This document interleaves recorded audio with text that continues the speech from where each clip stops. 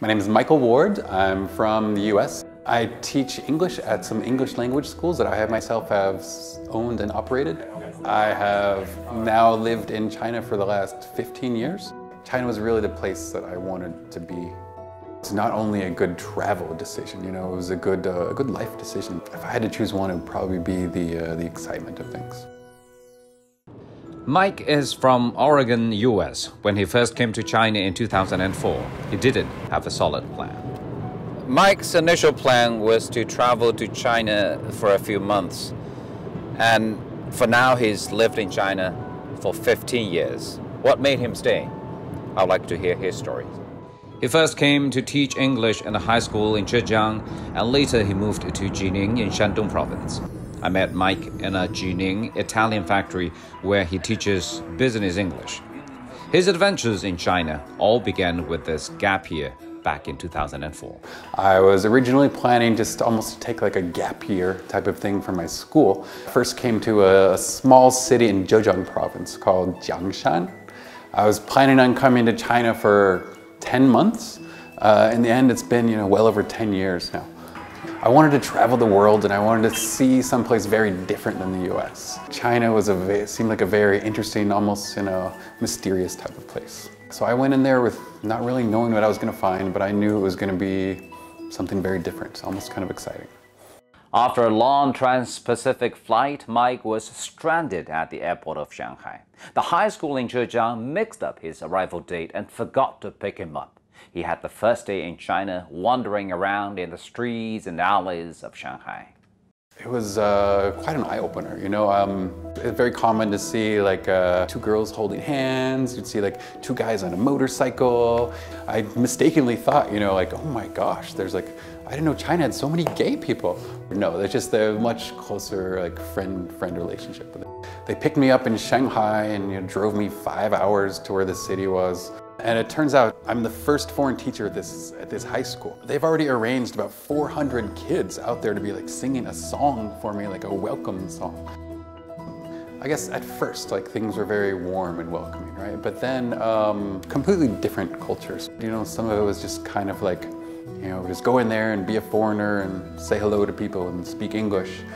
I kept asking them when are going to switch my visa to a work visa. They kept saying, well, we can get you a visa or we can't get you a visa. In the end, they said, the good news is we can get you a cheap plane ticket home because the bad news is we can't get you the visa.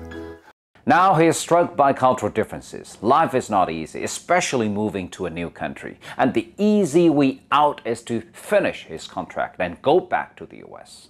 I don't know why, but going back home never really came back into my head as an option. I got online, I found another job, and so it was just a few more months. Eventually things became years, and now it's a decade and a half. I was in the city of Weinan. After the 2 months there, I moved to Xi'an, a larger city. After Xi'an, then I took a management position within the company in Baoji. Xi'an has all this cool history. Xi'an has the bell tower, the drum tower. It seems very dynamic. Really fascinating to see all these different things moving in China. There's the old China's there, the new China's coming, and it's interesting way all these things were positioned and how people would live their life. And it's exciting and really seemed like a place I had to kind of be into more.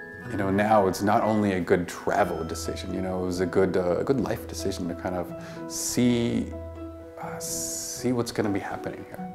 Of course, I met a girl here as well. Obviously, it adds into some of the reasons I stayed here. You keep asking me why China? It's kind of well, why not China? The path for Mike now is much clearer. He went back to the US and completed his degree in Asian Studies. Next, he returned to China and proposed to his girlfriend, and then he moved to his wife's hometown Jining, where he has made it home. Being a foreigner in China is kind of half the time you're like a rock star. The other half of the time you're like a bear riding a bicycle. Especially in a smaller city like this, I'll get lots of stares, people will look at me. It's a lot of different things about being a foreigner, and business is really no exception. The cultural norms of how things operate you're not quite as used to. Sometimes you can get away with it because you're a foreigner, but other times, you really kind of have to figure out how things work. You know, there's always something that came up that I had to try to get over and over. It was fun. I would try to kind of, you know, go through it. It wasn't a burden. A lot of Chinese people ask me like, oh, America's so developed, do you want to go there? But it's also kind of boring. By this time, you could see like China really did have a future. It wasn't just excitement. Mike's wedding was a highlight of our conversation. He shared a handful of funny stories about the 2 weddings he had in China. We had a Chinese and a Western wedding like back to back. It's the traditional Chinese type of wedding, like go to her house, like knock on the door and you know, like sing the song and like carry her out. And then I got on this horse and I rode this horse like across the city. We had to like step over some fire. Then like I should to pretend shoot like a bow and arrow, and then finally you gotta like pull up the veil and then, you know, like offer some tea to her, to my in-laws. She offered something to my dad. Well, you know, I wanted to enjoy China, things like that, but I also wanted, you know, I didn't want to throw away my own kind of Western American heritage. So we decided to do a Western wedding, Chinese wedding, Western wedding, back to back. The highest point of the wedding, you're supposed to say, the groom may kiss the bride, right? And the translator, his pronunciation was so bad. He says, the germ may kiss the bread. I almost wanted to like pause the whole wedding right there. Just let it go, it was fun. It's still a very happy moment. Now he's truly settled in China, married to a Chinese wife, has a lovely daughter, and runs a successful business. So what does he think of his extended gap year as of now? I always think of my experiences as not really that unique, but the more and more I think about it, you know, the more things that happen, I think it must be pretty unique. It's an exciting thing here, you know, things are changing a lot. It's really an adventurous place. Yes, some things, you know, could be more risky, more dangerous, not as comfortable. It's definitely not boring.